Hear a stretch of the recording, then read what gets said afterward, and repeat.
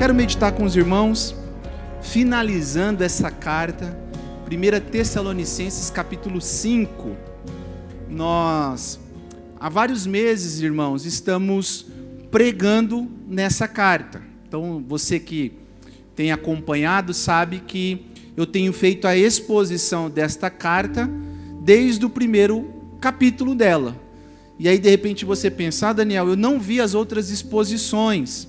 Você pode ir lá no nosso canal do YouTube, e lá no canal do YouTube tem uma playlist chamada A Igreja Modelo, que foi as exposições que eu fiz nessa carta. E hoje nós vamos finalizar essa carta, e depois de alguns meses, indo versículo a versículo, nós vamos finalizar o capítulo 5 a partir do verso 12. Quero ler com os irmãos.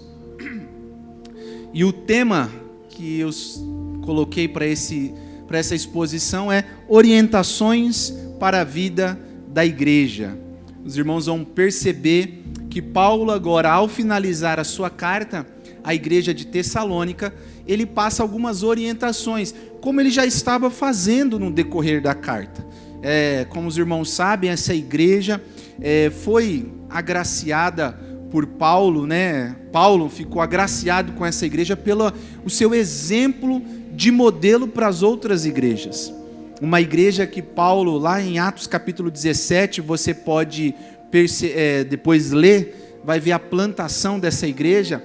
Paulo fica em Tessalônica por 3 semanas, aproximadamente. E depois ele tem que sair correndo dessa igreja, porque as pessoas queriam prendê-lo, os judaizantes, né, os judeus ali, queriam pegá-lo. E ele sai correndo, e quando ele está em Corinto, em Atenas, ele pede para Silas e Timóteo retornar a esta cidade, para ver como que os irmãos haviam estado, né, ficado ali, como que eles estavam.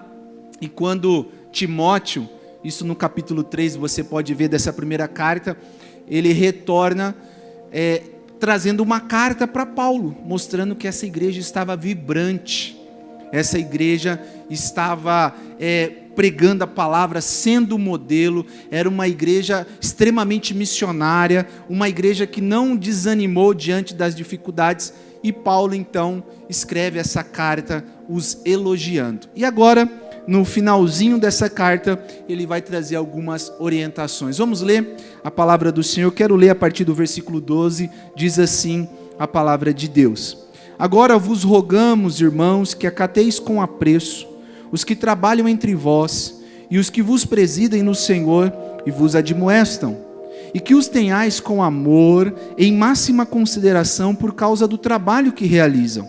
Vivei em paz uns com os outros.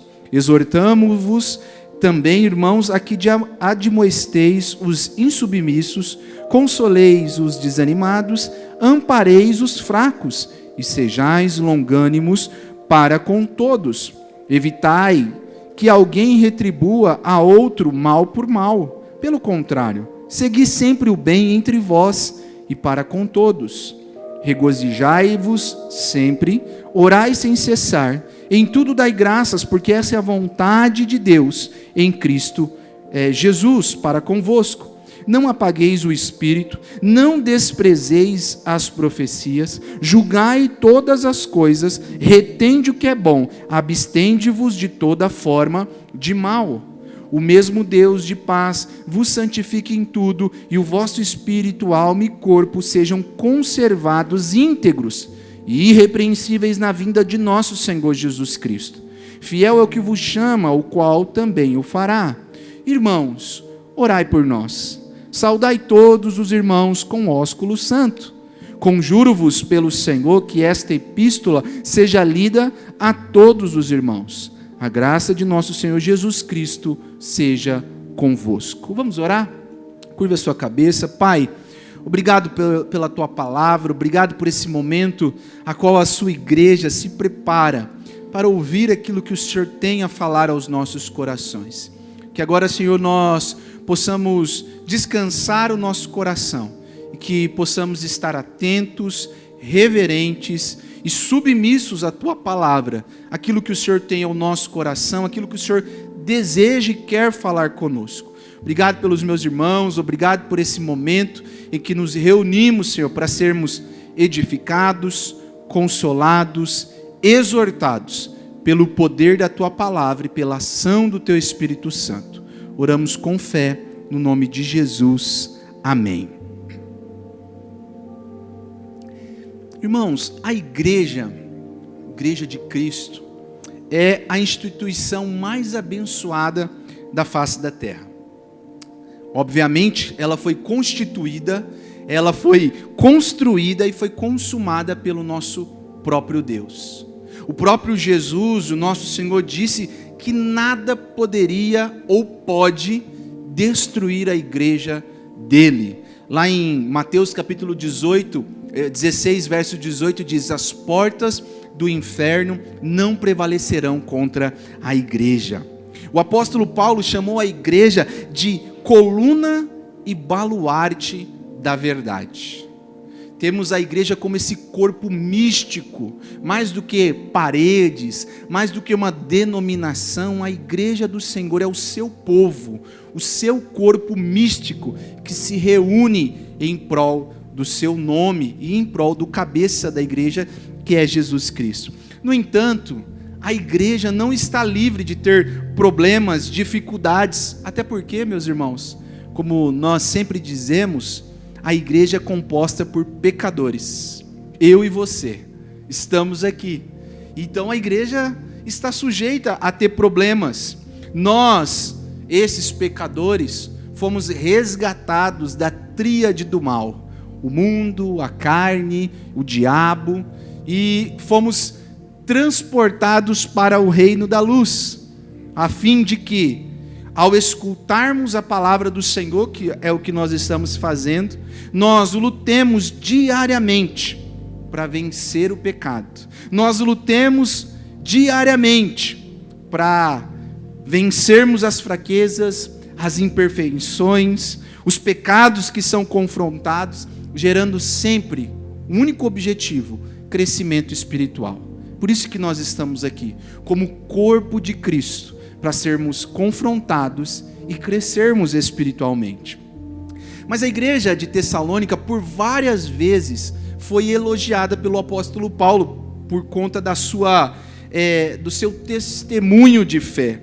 Essa igreja possuía uma fé operosa, um amor abnegado, você pode ver isso no capítulo 1, no verso 3, e uma esperança sólida e firme em Jesus Cristo. Paulo, quando você lê essa carta, não faz apontamentos de desvios doutrinários ou escândalos que surgiam no meio desta igreja. Por exemplo, se você ler a carta de 1 aos Coríntios, você vai ver que Paulo faz acusações para aquela igreja de desvios morais.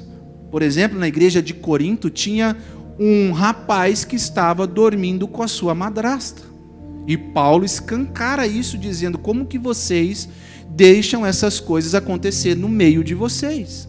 Irmãos brigando com irmãos, um querendo saber mais e ser melhor que o outro, dizendo: olha, o meu dom é melhor, a operação de Deus na minha vida é melhor que a sua. E Paulo escreve apontando desvios para aquela igreja. Mas para a igreja de Tessalônica, Paulo não faz esses apontamentos. Porém, essa igreja também precisava ser corrigida em algumas deficiências espirituais que eles estavam passando. Nós já falamos aqui em uma das exposições, por exemplo, essa igreja tinha um sério problema com a escatologia, com a vinda do Senhor. Alguns irmãos entendiam que o Senhor iria voltar já no dia seguinte. Então o que eles faziam? Paravam de trabalhar e viviam às custas de outros irmãos. Esses irmãos estavam vivendo ociosos, e Paulo os orienta a não viver dessa forma.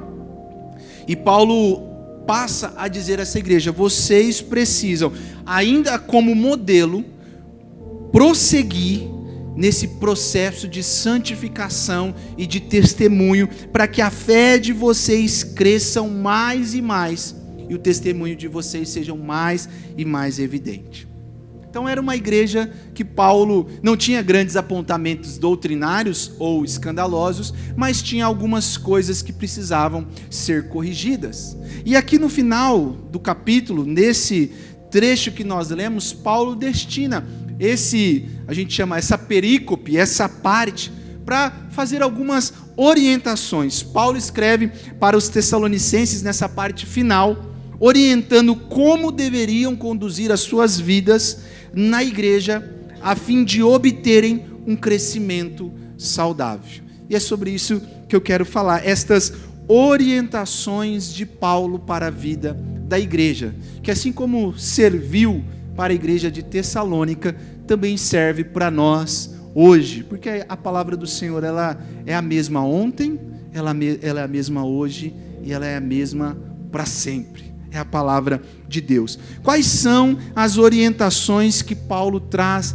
a esta igreja nesse trecho que nós lemos? A primeira orientação, meus irmãos, de Paulo para a vida da igreja é: respeite os seus líderes. Olha comigo o versículo 12 e o versículo 13 o que Paulo fala. Agora vos rogamos, irmãos, que acateis com apreço os que trabalham entre vós, e os que vos presidem no Senhor, e vos admoestam, e que os tenhais com amor em máxima consideração por causa do trabalho que realizam. Vivei em paz uns com os outros. Ao que parece, quando Paulo escreve essa parte de respeito pelos líderes, ao que parece, essa igreja estava passando por alguns problemas. Irmãos estavam relutando em obedecer às ordens estabelecidas pelos líderes locais. No capítulo 4, no verso 8, Paulo diz assim: de Sarte, quem rejeita estas coisas, não rejeita o homem, e sim a Deus, que também vos dá o seu Espírito Santo. Alguns irmãos não estavam concordando com a liderança local. Alguns irmãos estavam fazendo diferente. E Paulo, nessa primeira orientação final para a igreja, nessa sua primeira carta, ele diz: olha, vocês precisam respeitar os líderes. Paulo tinha uma prática muito comum de quando ele plantava uma igreja, ele estabelecia líderes locais. Ele treinava líderes locais, ele deixava um líder para cuidar, daquela igreja. Lá em Atos capítulo 14, verso 23, diz assim: promovendo em cada igreja a eleição de presbíteros, depois de orar e jejuar. Era costume de Paulo, quando estabelecia uma igreja, levantar alguém da própria igreja para ser líder, para ser um presbítero, Você que não é da igreja presbiteriana sabe que a igreja presbiteriana nós temos esse nome porque a liderança dessa igreja é um colegiado de presbíteros. Para você que não conhece, o pastor na igreja presbiteriana também é chamado de presbítero. Ele é um presbítero docente. E aí nós temos o presbítero regente, que são aqueles que administram a igreja. Então, por isso que o nome presbiteriana é presbiteriana, porque a administração, a liderança dessa igreja é feita por presbíteros. Então, Paulo tinha esse costume, e esta igreja estava passando por uma dificuldade de insubmissão aos líderes locais. O John MacArthur, comentando esse texto, ele diz assim: se os pastores e as ovelhas não cumprir as suas responsabilidades espirituais, adequadas um para o outro, a igreja não pode ser o que Deus quer que ela seja. Olha que interessante, irmãos. Da mesma forma que Deus dá uma ordem ao povo dele a obedecer à liderança, também os líderes têm essa ordem do Senhor em cumprir a sua função como líder, porque senão a igreja não funciona, a igreja não vai. Hebreus capítulo 13 diz: obedecei aos vossos guias e sede submisso para com eles, pois velam por vossa alma como quem deve prestar contas. Paulo estava destacando a esta igreja que líderes são importantes para o cuidado da igreja. Líderes são importantes para conduzir a igreja do Senhor. Os líderes são pessoas que se empenham no labor espiritual, que explicam o evangelho, que aplicam-o em situações concretas, que advertem, que admoestam, que auxiliam e encorajam. Tudo isso, como diz Pedro na sua primeira carta, no capítulo 5, não por sorte da ganância, mas de acordo com a vontade de Deus. O líder não é dono da igreja. O líder não é aquele que diz: a igreja é minha. Viu? A igreja do Senhor não tem dono. Apesar de ter algumas figuras em nossos contextos atuais que se sentem donos da igreja, que se sentem autoridade suprema, o único dono e cabeça da igreja, meus irmãos, é Jesus Cristo. É a Ele que nós nos sujeitamos. Mas os líderes são, como nós na teologia reformada chamamos, copastores, subpastores do grande pastor Jesus Cristo. Paulo está dizendo: olha, os líderes são para isso, são para os advertir, são para vos admoestar, são para colocar vocês no caminho. Líder não é para bater no peito e dizer: olha, você tem que isso, você tem que aquilo. Tem algumas tradições em nossos contextos atuais que para você comprar um carro você precisa pedir a bênção do pastor. Para você casar, você tem que pedir: pastor, é esse aqui que eu tenho que casar? É essa que eu tenho que casar? Pastor, estou para comprar uma casa, e o que o senhor acha? É como se o pastor fosse corretor de imóveis, vendedor de carro, casamenteiro, fada madrinha. Não, meus irmãos, o trabalho do pastor, o trabalho do líder é velar pela alma das ovelhas. Como eu disse, é explicar o evangelho, é aplicá-lo em situações concretas, é advertir, é admoestar, é auxiliar, é encorajar, é conduzir as ovelhas do grande pastor ao destino que ele tem para elas.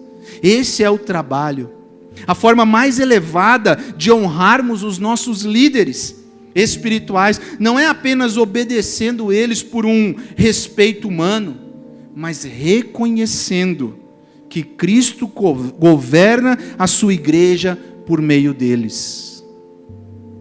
É reconhecendo que Deus levanta líderes para conduzir a sua igreja. Jesus, irmãos, é o supremo pastor, como diz Hebreus 13:20. E como eu disse aqui, os presbíteros, os pastores, os líderes são subpastores que apacentam as ovelhas que pertencem a Cristo. Por isso nenhum pastor tem autoridade de dizer: a igreja é minha, eu faço com ela o que eu quiser. Como rodou um vídeo aí, quem é antenado nas redes sociais sabe que tem um cidadão que disse isso em um podcast: a igreja é minha e eu faço o que eu quiser com ela. Não, meu irmão, a igreja é de Cristo. Devemos respeito aos líderes que se submetem à autoridade de Cristo, que regem a igreja de Cristo. É isso que Paulo está dizendo. A igreja vive em paz porque os seus membros andam debaixo da palavra, debaixo de uma liderança instituída por Cristo e compreendendo que toda submissão piedosa aponta para o próprio Senhor Jesus, o líder perfeito da igreja. A igreja de Cristo, meu irmão, porque o sangue que foi derramado na cruz foi o dele, não foi o nosso. Nós, como pastores, estamos aqui somente para auxiliar o grande pastor na condução das suas ovelhas. É por isso que Paulo fala: respeite os seus líderes. Essa é a primeira orientação para a vida da igreja. Nós vivemos uma geração que tem problemas com a autoridade. Já percebeu isso?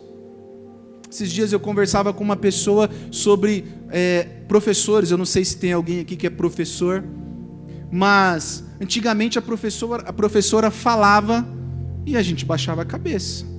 Ah, Ângela, professora, né, Ângela? Isso mesmo, lembrei. Antigamente a professora falava: traz o caderno aqui que eu vou escrever um bilhete para sua mãe. Meu Deus! Hoje, se a professora chama a atenção do filho, a mãe vai lá na escola brigar com a professora, bater na professora. Por que você brigou com o meu precioso? caminha preciosa. Não pergunta. Eu estava até conversando com uma pessoa esses dias sobre isso. Não pergunta. Antigamente, quando chegava com um bilhete, alguma coisa, não pergunta. A primeira coisa que a mãe perguntava, ou o pai, né? No meu caso, a minha mãe, que é uma pernambucana baixinha, que tinha uma vara ungida em cima da geladeira, ela dizia assim: o que você fez para a professora escrever um bilhete? Primeiro vinha a correção, depois ia ler o bilhete. Porque se tinha um bilhete, tinha alguma coisa. Meus irmãos, olha a nossa geração, como tem problema com autoridade, com respeito à liderança. Não sei quem trabalha com RH aqui, eu trabalhei muito tempo em empresa, e você perguntava para o RH a dificuldade de contratar. Lá na empresa que eu trabalhava, teve uma situação que um jovem chegou para trabalhar, e aí estava trabalhando, e o encarregado falou alguma coisa: não faz assim, tal, faz assado. Ele falou: eu vou no carro buscar uma coisa, e nunca mais voltou para a empresa. Em submissão. Isso para a nossa vida, a dificuldade, nós vemos isso passando cada vez mais, mídias, geração cada vez passando mais essa ideia de que não tem que obedecer à autoridade, e é um princípio bíblico. Paulo fala que nós devemos respeitar as autoridades, porque as autoridades são constituídas por Deus, mesmo as ruins, viu, meus irmãos? Mesmo as ruins, são autoridades que estão lá pela vontade de Deus. Claro, nós não vamos respeitar alguém que está vindo contra a palavra de Deus. Quando João e Pedro estão no Sinédrio, e as autoridades da época dizem assim: vocês não podem mais falar no nome desse Jesus. O que eles respondem? Nos compete obedecer somente a Deus. Aquilo que fere a palavra, aquilo que fere a nossa fé, o nosso testemunho, é claro que nós não vamos. Se alguém chegar aqui e dizer: olha, você não pode pregar mais, é claro que eu não vou respeitar, porque a pregação, a palavra do Senhor, é um meio de alcançar os eleitos, aqueles a qual o Senhor tem chamado. Então temos que fazer essa divisão também. Mas enquanto não fere a nossa fé, a nossa prática de fé, enquanto não fere aquilo que a palavra de Deus nos prescreve, nós precisamos obedecer à liderança. E Paulo está trazendo o exemplo de líderes da igreja que estavam passando por essa situação. Então, irmãos, em primeiro lugar, Paulo fala, a primeira orientação é: respeite os seus líderes, porque são constituídos por Deus.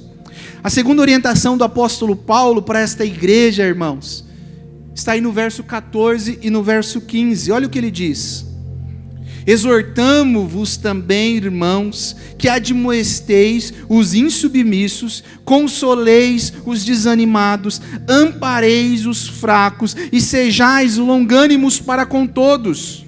Evitai que alguém retribua a outro mal por mal. Pelo contrário, segui sempre o bem entre vós e para com todos. A segunda orientação para a vida da igreja, Paulo traz aqui, é: cuide dos irmãos.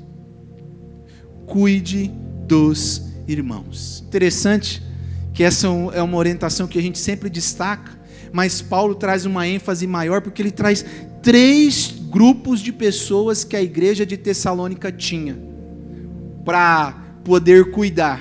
É como se fosse um teste de fé mesmo. Paulo diz: olha, tem 3 grupos de pessoas nessa igreja que vocês precisam cuidar. Primeiro, os insubmissos. Eram aqueles que eram intrometidos e ociosos. Paulo fala deles no capítulo 4, versículo 11 e versículo 12. Aqui nesse trecho que nós lemos, e também na sua segunda carta a Tessalonicenses, no capítulo 3, no verso 10, Paulo também fala desse grupo de pessoas, os insubmissos. Vocês devem cuidar desses também. Paulo também fala dos desanimados. Eram aqueles que estavam preocupados com os parentes e amigos que haviam morrido. Paulo fala isso no capítulo 4, a partir do verso 13, quando ele diz assim: irmãos, não queremos que sejais ignorantes ao respeito dos que dormem, para não vos entristecerdes como os demais que não têm esperança. Eram os irmãos desanimados, porque os seus parentes haviam morrido e eles tinham a ideia de que Jesus iria voltar e os parentes iam ficar enterrados. Estavam lá no sono da alma, no sono da alma, né, que fala. Mas não, Paulo diz, olha, vocês precisam encorajar esse povo aí. Precisam cuidar desses irmãos. E também havia os fracos. Os fracos eram aqueles que eram pessoas imaturas na fé. 3 grupos de pessoas que haviam na igreja. Paulo diz, olha, essa orientação que eu trago para a vida da igreja é: cuide dos irmãos. Cuide daqueles que estão ao seu lado. Em 1 Pedro, irmãos, no capítulo 4, Pedro diz que nós somos despenseiro de dons espirituais que Deus nos deu para serem usados para o bem e para o bem dos outros e para a glória do Senhor. É o papel de todos da igreja, meus irmãos, cuidar das pessoas, cuidar dos nossos irmãos, se preocupar com o irmão que às vezes senta do seu lado. A gente que está aqui nos 3 cultos dominicais já sabe os irmãos, os lugares de cada irmão. Você sabe onde os irmãos já têm um lugarzinho preferido. Quando você sentir falta, perguntar, saber como que está o irmão. Aqui na IPVO nós trabalhamos com grupos de crescimento, grupos pequenos. Se preocupar, porque a gente sabe que o grupo pequeno é onde o cuidado pastoral mais amplo acontece.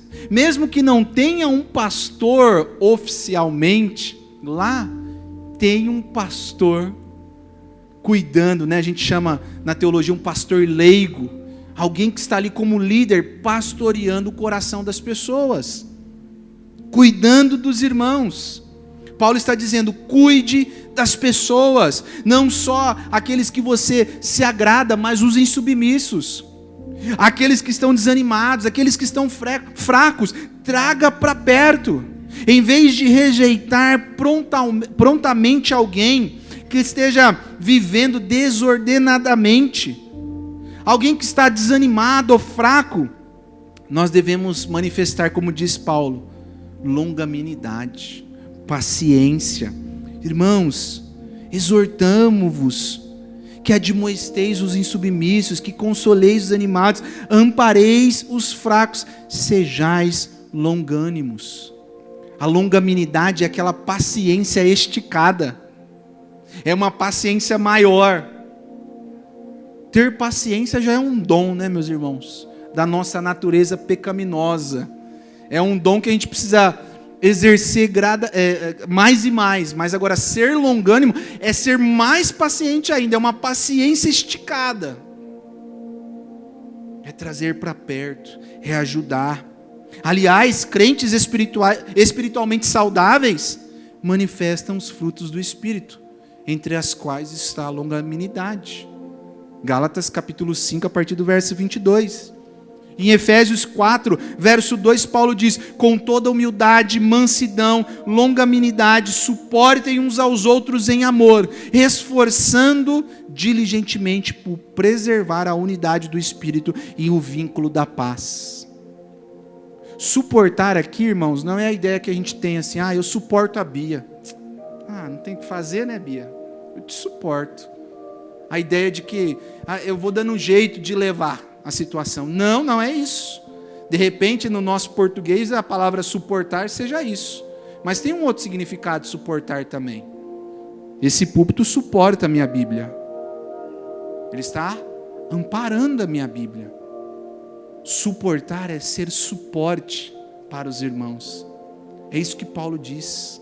Quando ele diz, suportai-vos uns aos outros, esforçando-vos diligentemente por preservar a unidade do Espírito no vínculo da paz.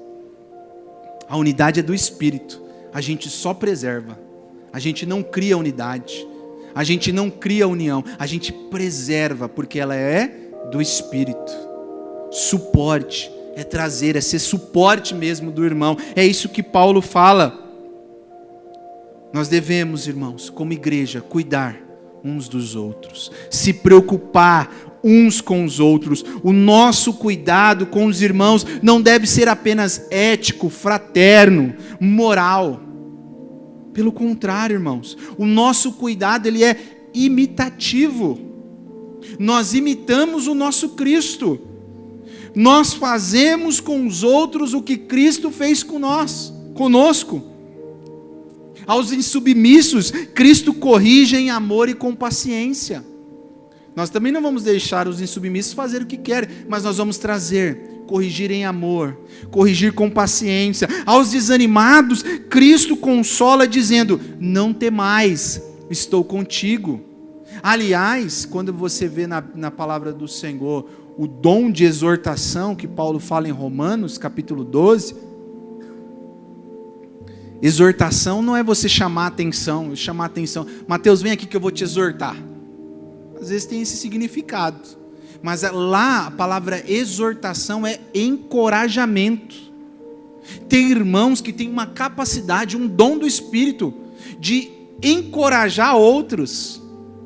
De chamar aquele irmão que está, como diz o pastor hoje pela manhã, igual o Hart, ele até falou olho, mas era o Hart, a hiena que dizia: ó Deus, ó Pai, ó não sei o que, nada dá certo, aquela hiena dos desenhos lá.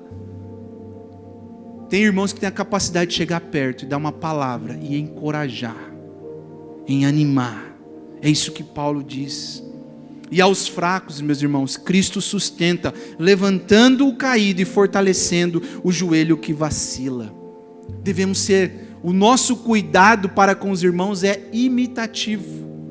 É imitar o que Cristo fez conosco. Porque se Cristo nos perdoa ilimitadamente, como podemos negar perdão, ajuda àqueles que falham conosco?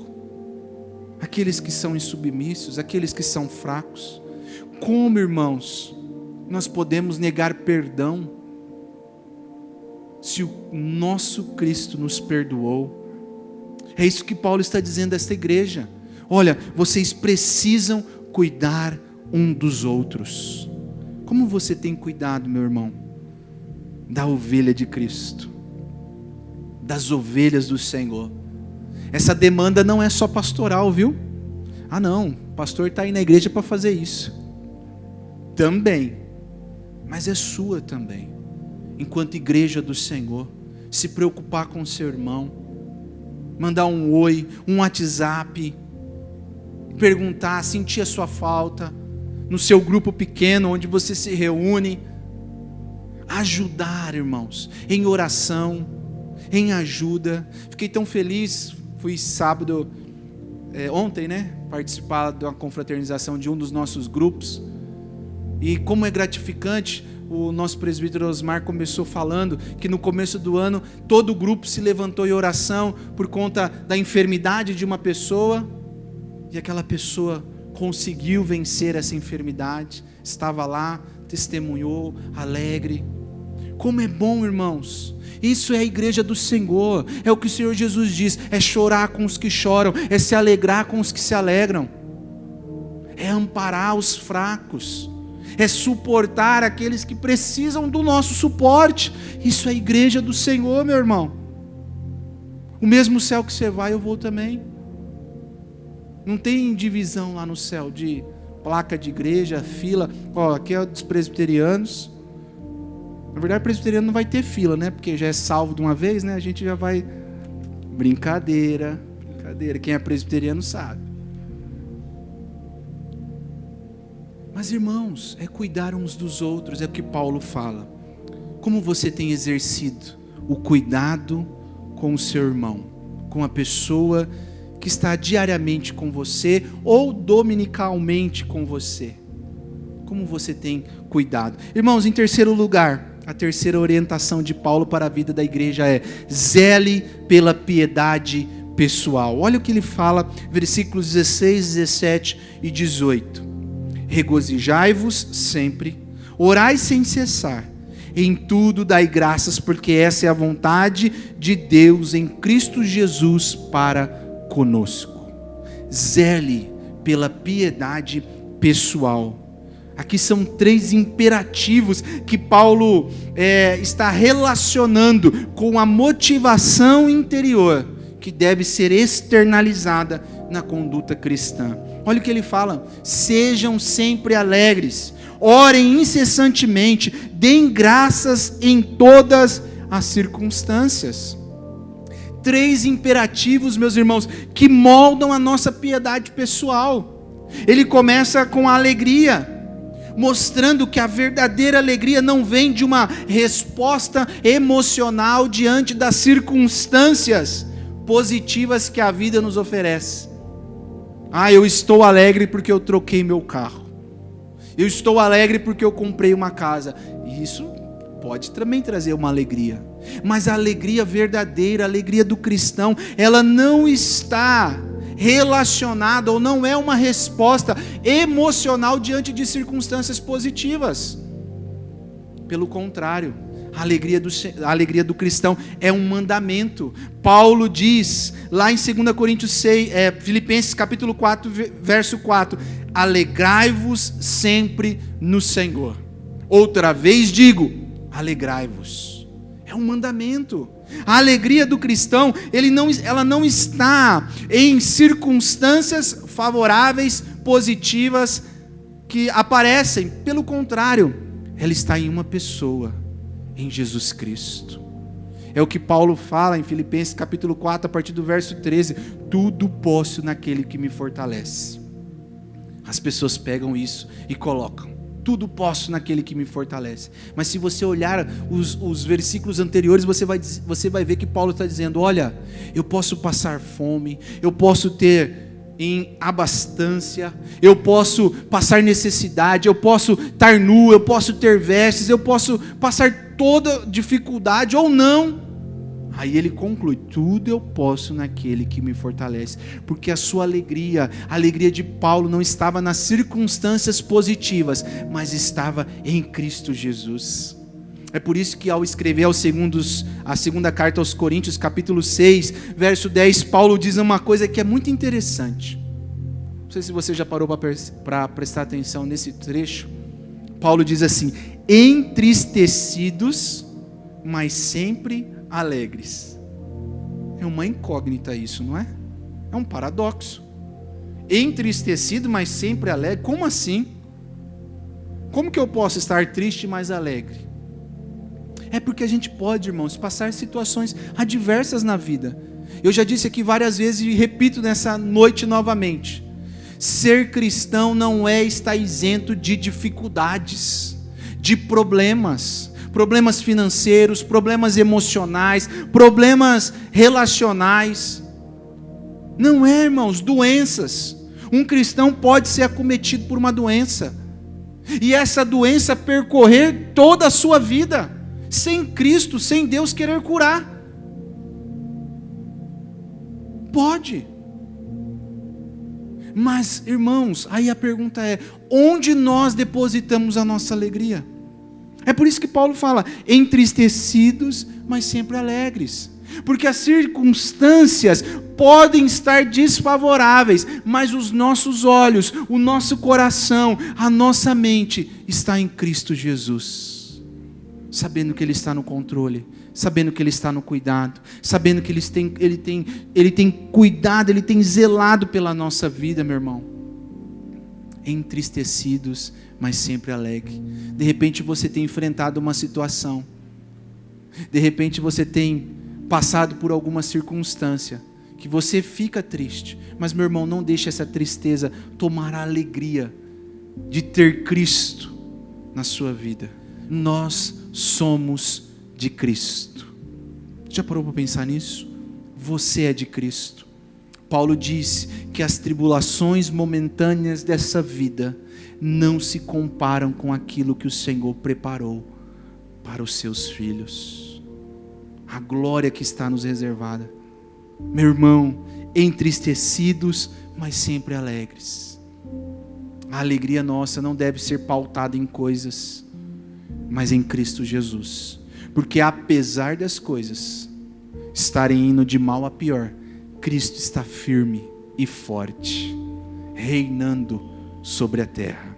Mas Paulo ainda diz outra questão para a nossa piedade pessoal. Ele diz assim: orai sem cessar.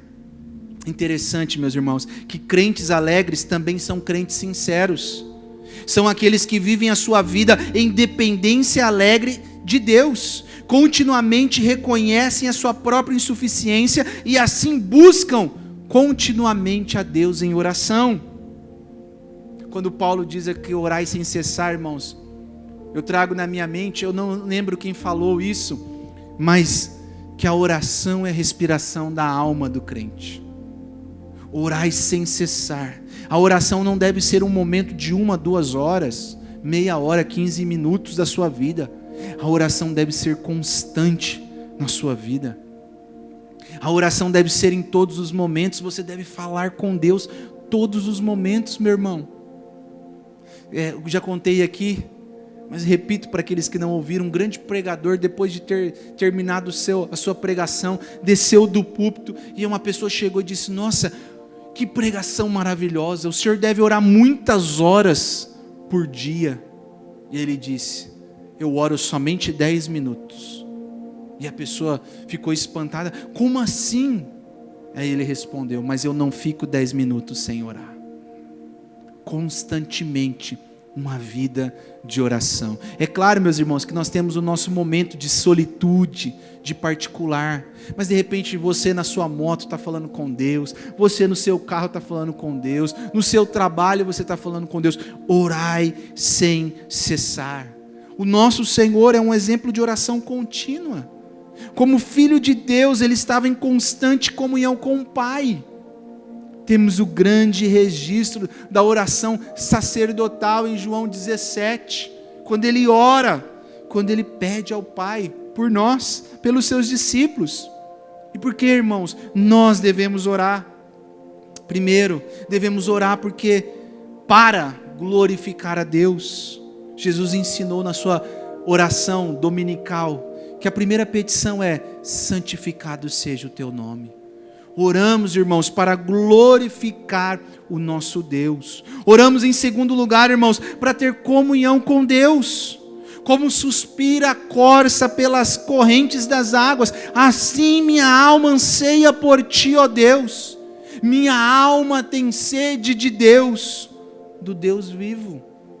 Oramos para ter mais intimidade, comunhão com Deus. Oramos também, irmãos, para colocar diante de Deus nossas necessidades. Apresentar diante de Deus, mesmo Ele sabendo, mas nós devemos apresentar, porque a oração do Pai Nosso diz: dá-nos o pão de cada dia. É o que Jesus ensina. Devemos orar, irmãos, para reconhecer diante de Deus os nossos pecados. Confessai ao Senhor, confessarei ao Senhor as minhas transgressões, e Ele perdoará a iniquidade do meu pecado. Salmo 32, verso 5. Devemos nos arrepender. Devemos dizer: Senhor, eu preciso do Senhor. Eu preciso da Tua graça. E em último, Paulo diz: em tudo dai graças. O último ponto da nossa piedade pessoal: em tudo dai graças. O que isso quer dizer, irmãos? Olha o que Paulo está dizendo: em todas as circunstâncias, lutas, provações, vitórias, bênçãos, devemos ser gratos a Deus. Deixa eu te dizer uma coisa: a gratidão é um fruto da graça e da obra do Espírito Santo dentro do coração do verdadeiro discípulo. Nem sempre é fácil sermos gratos, mas precisamos buscar, irmãos, diariamente exercer a gratidão. A gratidão é uma forma de adoração. Quando somos gratos ao Senhor por aquilo que temos, por aquilo que Ele faz, nós estamos reconhecendo que Ele é soberano sobre todas as coisas. Senhor, obrigado. De repente eu não tenho o filé mignon, mas eu tenho o ovo. De repente eu não tenho, o carro que eu queria ter, mas eu tenho o meu Peugeot, está me levando. Ser grato ao Senhor, irmãos, é uma forma de reconhecermos o que Deus tem feito. É espiritualmente anormal um cristão ingrato. É anormal. Porque a ingratidão é uma desconfiança no cuidado de Deus. Quando somos ingratos, ou quando não somos gratos, nós estamos dizendo: Senhor, o Senhor não está cuidando bem de mim. O Senhor não sabe o que o Senhor está fazendo. Quando nós somos ingratos, nós estamos dizendo: Senhor, não é bem assim que as coisas funcionam, viu? Meu irmão, seja grato, apesar das lutas, apesar das circunstâncias. Seja grato ao Senhor. Lembra que eu comecei o culto dizendo quantas pessoas ao redor no mundo, irmãos nossos que fazem parte da igreja, não têm a oportunidade que nós temos de se reunir 1h30 para adorar o Senhor. E nós temos. Seja grato ao Senhor. Em tudo dai graças. Esses 3 imperativos, alegria constante, oração contínua e gratidão total, são possíveis por meio de Cristo. Quando estamos em Cristo, quando reconhecemos quem Cristo é, nós conseguimos nos alegrar em todas as circunstâncias. Nós conseguimos orar em todos os momentos. E nós conseguimos ser gratos por todas as coisas. Em último lugar, irmãos, a 4ª orientação do apóstolo Paulo para a vida da igreja é: avalie as questões espirituais. Então, só recapitulando com os irmãos, Paulo vai nos orientar a igreja de Tessalônica e orientar a IPVO do século 21 a respeitar os líderes. Essa é a primeira orientação. Em segundo, cuidar dos irmãos, se preocupar, suportar os irmãos. Terceiro, zelar pela piedade pessoal, se alegrar, orar, ser grato. Em último lugar, avalie as questões espirituais. Verso 19 ao verso 22 diz assim: não apagueis o espírito, não desprezeis as profecias, julgai todas as coisas, retende o que é bom. Paulo agora trata o aspecto espiritual comunitário. No outro ponto ele traz o aspecto pessoal, agora é comunitário. Ele diz: não apagueis o espírito. O que isso quer dizer, irmãos? Paulo está lembrando aquela igreja que é o Espírito Santo que regenera pecadores, que é o Espírito Santo que nos liberta da escravidão do pecado, que é o Espírito Santo que testifica no coração do eleito a obra de Cristo na cruz, que é o Espírito Santo que nos santifica com a verdade, que é o Espírito Santo que nos capacita para fazer a obra do Pai. O que Paulo está dizendo aqui quando ele escreve não apagueis o espírito é o seguinte: ei, Tessalonicenses, igreja de Tessalônica, irmãos que vão ouvir isso, não, vocês não podem sufocar, vocês não podem apagar, vocês não podem extinguir a obra que o Espírito está realizando no meio do povo de Deus. É o Espírito Santo que opera. Não parem, não apaguem essa obra. E quando nós apagamos essa obra, irmãos?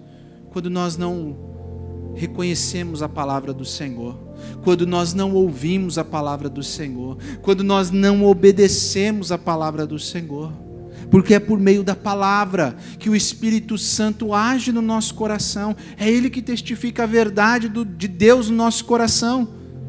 Quando nós tapamos os nossos ouvidos para aquilo que Deus, através do Espírito Santo, tem feito na obra, no meio da igreja, nós estamos apagando o Espírito Santo. Algumas pessoas têm a ideia de que presbiteriano não crê no Espírito Santo. Não é verdade? Não sei se você já ouviu isso, eu já ouvi. Uma pessoa falou para o meu pai assim: nossa, Daniel agora é pastor da igreja presbiteriana, que bênção. É uma igreja muito abençoada, mas não crê no Espírito Santo. Eu falei, meu pai, então como é que é uma igreja abençoada se não crê no Espírito Santo? É porque de repente aqui, irmãos, você vê que o nosso culto não tem pula, gente grudando na parede, fazendo, né? Essas coisas que a gente vê no nosso evangelicalismo. É porque a palavra do Senhor é quem nos conduz. É através da palavra que nós obedecemos à ordem do Espírito Santo. É através da palavra que nós vemos que Deus está trazendo os eleitos, restaurando aquele que precisa ser restaurado. A obra está sendo expandida. Vidas estão sendo alcançadas, o Evangelho está sendo pregado. É a palavra do Senhor. É o que Paulo fala. Não sufoquem, não apaguem. E ele continua. E ele linka, não desprezeis as profecias. Porque, irmãos, o dom de profecia é a proclamação pública da palavra de Deus, a palavra do Senhor. É a profecia para as nossas vidas. 1 Coríntios capítulo 14, verso 3, Paulo diz: mas o que profetiza fala aos homens, edificando, exortando e consolando. É a palavra de Deus a nossa profecia. Ela é autoritativa para as nossas vidas. É a autoridade máxima de Deus para os nossos corações. Lá em Salmos 119, 89 diz: para sempre, ó Senhor, está firmada a tua palavra. A palavra do Senhor é infalível. Ela diz lá, Salmo 19, a lei do Senhor é perfeita e restaura a nossa alma. A palavra do Senhor, meus irmãos, é suficiente para todas as nossas necessidades espirituais. Como diz o pastor Luciano, não precisamos inventar a roda. Leia a palavra. Alguém certa vez disse para o pastor Augusto Nicodemos: pastor, eu queria que Deus falasse comigo. E aí ele disse: leia a Bíblia. E aí a pessoa diz: mas eu queria em voz audível. E aí ele respondeu: leia em voz alta. A palavra do Senhor, ela é suficiente. Toda a Escritura é inspirada por Deus e útil para o ensino, para a repreensão, para a correção, para a educação na justiça, a fim de que o homem de Deus seja perfeito e perfeitamente habilitado para toda boa obra. Ela é inerrante em todas as suas partes, meus irmãos. Ela é absolutamente eficaz. A palavra de Deus é a profecia para os nossos corações. Abra a palavra de Deus, se alimente da palavra de Deus, não despreze a profecia, é o que Paulo diz, não despreze as profecias. Em último lugar, Paulo diz: julgai todas as coisas, retende o que é bom e abstende-vos de toda forma do mal. O que Paulo está orientando? Ao finalizar as suas orientações, Paulo está dizendo que primeiro eles devem buscar discernimento espiritual, capacidade, meus irmãos, para distinguir a verdade divina do erro e da meia-verdade. No nosso dialeto popular, nós devemos ter a capacidade de distinguir entre a verdade e as fake news. Homens que trazem fake news. Capítulo 2, Paulo já havia dito a essa igreja que estavam se levantando homens com uma linguagem de bajulação, com intuitos gananciosos, a fim de receber a glória dos homens. E agora ele está dizendo: olha, vocês precisam discernir todas as coisas. Ao discernir todas as coisas, vocês retêm o que é bom e rejeitam o que é mal. Lá, escrevendo para Timóteo, na sua segunda carta, no capítulo 4, Paulo diz que as pessoas se cercariam de mestres que falariam de acordo com seus desejos. Elas se entregariam a fábulas, a mitos. Quantas pessoas, irmãos, têm buscado, a gente sempre tem dito que a teologia do coach, o se sentir bem. Pessoas que vão à igreja onde o pastor tem uma palavra dizendo: venha porque você é o centro do coração de Jesus. Isso é heresia, meu irmão. Deus é o centro. É o meio pelo qual Cristo glorificou todas as coisas. Deus está no centro do coração de Jesus. Não é você. Nós somos trazidos para perto. Mas quantos têm buscado? Mestre segundo os seus desejos. É uma palavra que tem sido usada nos Estados Unidos, é o seeker sensitive. É o buscador de sentidos. Igrejas que são feitas, instituições, vou usar o termo instituições religiosas, que são criadas com marketings humanos a fim de trazer consumidores ao invés de adoradores. Então, o que faz bem para a pessoa vir para a igreja? Então, por exemplo, não pode pregar sobre pecado, não pode confrontar adultério, não pode confrontar mentira, não pode confrontar engano. Não, pastor, essas palavras aí não vai ficar muito bem. Como que a pessoa vai se sentir? Tem que ser palavras boas.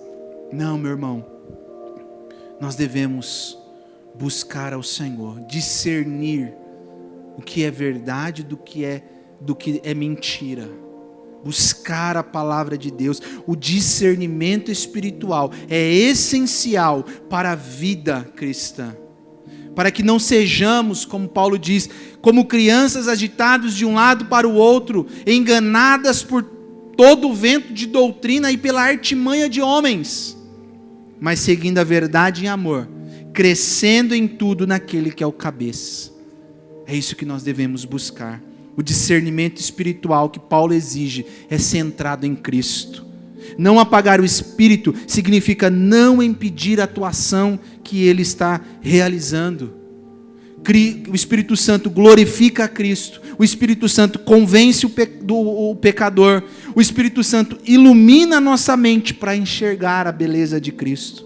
Não desprezar as profecias significa ouvir com reverência a palavra que anuncia Cristo, pois a Escritura dá testemunho de Cristo. Foi o que ele diz lá em João capítulo 5, verso 39. Tudo que ouvimos, todo sermão, toda doutrina, todo ensino, toda opinião religiosa, devem passar por uma pergunta principal, meus irmãos, que eu gostaria que vocês gravassem nessa noite. Tudo que nós ouvimos deve ser feita a seguinte pergunta: isso exalta Cristo ou os homens? Isso se fundamenta na cruz de Cristo ou nas paixões humanas? Esse é o discernimento que nós devemos ter. Se exalta Cristo e se apoia e se isso se apoia na Escritura, então eu retenho, porque é bom. Mas se distorce Cristo, se distorce a sua obra e a sua palavra, então eu rejeito, porque isso é mal. Discernimento. Como que nós temos ouvido, como que nós temos praticado a nossa fé, meus irmãos, diante dessa sociedade. Concluo. Paulo encerra então as orientações para esta igreja com uma oração belíssima que está aí no versículo 23 e 24. Ele diz: o mesmo Deus da paz vos santifique em tudo, o vosso espírito e alma sejam conservados íntegros, irrepreensíveis na vinda do nosso Senhor Jesus Cristo. Fiel é o que vos chama, o qual também o fará. Ou seja, Paulo diz a esta igreja que tudo isso que ele orienta só será possível com a mão de Deus, porque é Deus quem nos santifica em tudo. É Deus quem trabalha. Só Deus, irmãos, tem o poder de nos santificar e de nos conservar até o retorno do nosso Senhor e Salvador Jesus Cristo. É só Ele. Deus é a fonte da nossa santificação.